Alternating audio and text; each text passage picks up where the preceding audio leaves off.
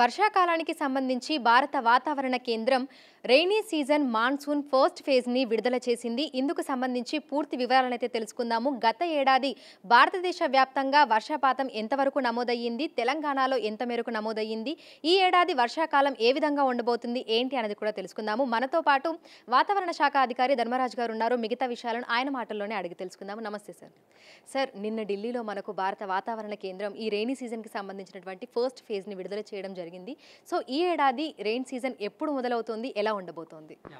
సర్వసాధారణంగా చూసుకున్నట్లయితే ప్రతి సంవత్సరం కూడా ఏప్రిల్ 3వ తారీఖున మధ్య తారీఖుల్లో మనం ఈ యొక్క నైరుతి పవనాలు ఏ విధంగా ఉంటాయి, అట్లాగే నైరుతి పవనాల యొక్క స్టేటస్ ఏ విధంగా ఉండబోతుంది భారతదేశంలో అనేది ఫస్ట్ ఫేజ్గా ప్రతి సంవత్సరం ఇది రిలీజ్ చేస్తూ ఉంటాము. ఈ సంవత్సరం కూడా first phase bulletin long range forecast ఏ విధంగా ఉండబోతుంది అనేది కూడా రిలీజ్ చేయడం జరిగింది. ముఖ్యంగా చూసుకున్నట్లయితే భారతదేశ వ్యాప్తంగా కూడా ఎక్సెప్ట్ లడఖ్, అలాగే చూసుకున్నట్లయితే తమిళనాడు, ఇంకా చూసుకున్నట్లయితే నార్త్ ఈస్టర్న్ పార్ట్స్ తప్పించి మొత్తం అంతా కూడా మనకి సాధారణ కంటే కూడా ఎక్కువ మనకి వర్షపాతం అనేది నమోదయ్యే అవకాశం అయితే కనిపిస్తుంది. గతంతో పోల్చుకుంటే సుమారు మనకి 105% అధికంగానే వర్షపాతం అనేది నమోదయ్యే అవకాశం అయితే కనిపిస్తుంది. గత ఏడాది చూసుకుంటే భారతదేశ వ్యాప్తంగా వర్షపాతం ఏ విధంగా నమోదయ్యింది సార్? గత ఈ లాస్ట్ 10 years కూడా చూసుకున్నట్లయితే వర్షపాతం అనేది సాధారణం కంటే ఎక్కువ స్థాయిలోనే నమోదవుతుంది. లాస్ట్ ఇయర్ కూడా సాధారణం కంటే మనకి ఎక్కువగానే నమోదైంది.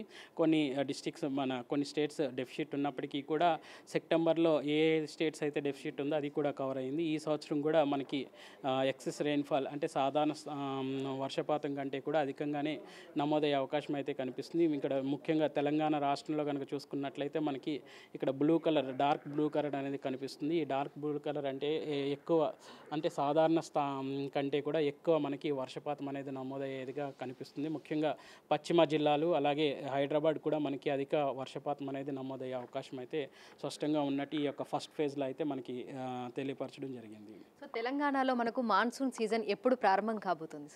సర్వసాధారణంగా చూసుకున్నట్లయితే జూన్ 2nd వీక్లో కానీ లేదు అంటే ఈ యొక్క నైరుతి పవనాలు కేరళని ఎప్పుడు తాకుతాయో ఒక 3-4 రోజుల్లో మన తెలంగాణను కూడా ఈ యొక్క నైరుతి పవనాలు అనేవి తాకుతుంటాయి. మనకు ఉన్నటువంటి ఫస్ట్ ఫేజ్ నివేదిక ప్రకారం తెలంగాణలో ఈ సంవత్సరం అధికమైనటువంటి వర్షపాతం అనేది నమోదయ్యే అవకాశం అయితే కనిపిస్తుంది. సాధారణ స్థాయి కంటే కూడా ఎక్కువగానే మనకి వర్షం అనేది నమోదవుతుంది. అలాగే సెకండ్ ఫేజ్ వచ్చేసరికి మనకి మే చివరి రోజుల్లో మళ్ళీ ఈ యొక్క మే నెల చివరి రోజుల్లో మళ్ళీ సెకండ్ ఫేజ్ కూడా రిలీజ్ చేస్తారు. అప్పుడు ఇంకా క్లుప్తమైనటువంటి సమాచారం అనేది మనకి ఎక్కువ పొందుపరచబడి ఉంటుంది. గత సంవత్సరం చూసుకుంటే తెలంగాణలో వర్షపాతం ఎంత మేరకు నమోదయ్యింది సార్? అంటే సమృద్ధిగానే వర్షాలు కురిశాయా? ఏ విధంగా ఉండింది పరిస్థితి? గత సంవత్సరం కనుక చూసుకున్నట్లయితే సుమారు 29% అధికమైనటువంటి వర్షం అనేది తెలంగాణలో నమోదైంది. చూసుకున్నట్లయితే సాధారణ వర్షపాతం తెలంగాణలో కనుక చూసుకున్నట్లయితే సుమారు 74 సెంటీమీటర్ల వరకు కూడా ఈ యొక్క సగటున వర్షపాతం అనేది తెలంగాణలో నమోదవుతుంది. బట్ గత సంవత్సరం కనుక చూసుకున్నట్లయితే నమోదైనటువంటి గణాంకాలు కనుక చూసుకున్నట్లయితే సుమారు మనకి 96 సెంటీమీటర్ల వరకు కూడా ఈ యొక్క గణాంకాలు అనేవి నమోదైనవి. అంటే సుమారు సాధారణం కంటే 29% అధికంగానే మనకి వర్షం అనేది గత సంవత్సరం కూడా వచ్చింది.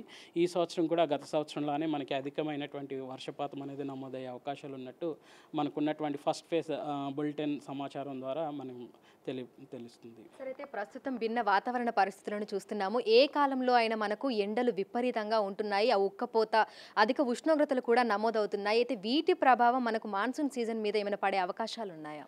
ప్రస్తుతం కనుక చూసుకున్నట్లయితే ఈ మాన్సూన్ కండిషన్స్ అనేవి లాంగ్ రేంజ్ ఫోర్కాస్ట్ అంటాము. ఆయా సమీకరణాలను బట్టి మనం ఈ యొక్క ఫోర్కాస్ట్ అనేది వాతావరణ పరిశీలన చేసిన తర్వాత ఈ యొక్క వాతావరణ సమాచారం అనేది పొందుపరచడం జరుగుతుంది. ముఖ్యంగా సముద్ర అధ్యయనం చేయాలి, అట్లాగే భూమి మీద కూడా అధ్యయనం చేసిన తర్వాత ఈ యొక్క ఎలినో లానినా ఫేజెస్ అనేవి ఏ విధంగా ఉన్నాయి, అలాగే ఈ ఐఓడి ఫేజ్ అనేది కూడా ఏ విధంగా ఉంది అనేది చూసినప్పుడు ఇవి 3 కూడా తటస్థంగా ఉండడం వల్ల ఈ యొక్క సంవత్సరం మాన్సూన్ అనేది మనకి అధిక స్థాయిలో అంటే అబో నార్మల్ అంటే సాధారణ స్థాయి కంటే కూడా ఎక్కువగానే వర్షపాతం అనేది నమోదయ్యే అవకాశం అయితే కనిపిస్తుంది. ఈవెన్ ఎండలు అనేవి ఎండ తీవ్రత ఉన్నప్పటికీ కూడా ఒక్కొక్కసారి ఆన్సెట్ లేట్ అనేది నైరుతి పవనాలు కేరళను తాకడం లేట్ అవ్వచ్చేమో, కానీ వర్షపాతం అనేది అధికంగానే నమోదయ్యే అవకాశం అయితే కనిపిస్తుంది. Thank you sir. సో ఈ ఏడాది వర్షాకాలానికి సంబంధించి భారత వాతావరణ కేంద్రం ఫస్ట్ ఫేజ్ని అయితే విడుదల చేయడం జరిగింది. గత ఏడాదితోటి పోలిస్తే ఈ సంవత్సరం వర్షాలు సమృద్ధిగా కురుస్తాయని కూడా పేర్కొంది. అయితే తెలంగాణలో కూడా వర్షపాతం అధికంగా నమోదయ్యే అవకాశం ఉన్నట్లుగా కూడా వాతావరణ శాఖ అధికారులు అయితే తెలుపుతున్నారు. వీడియో జర్నలిస్ట్ సంతోష్తో అంజుమ, బిగ్ టీవీ, హైదరాబాద్.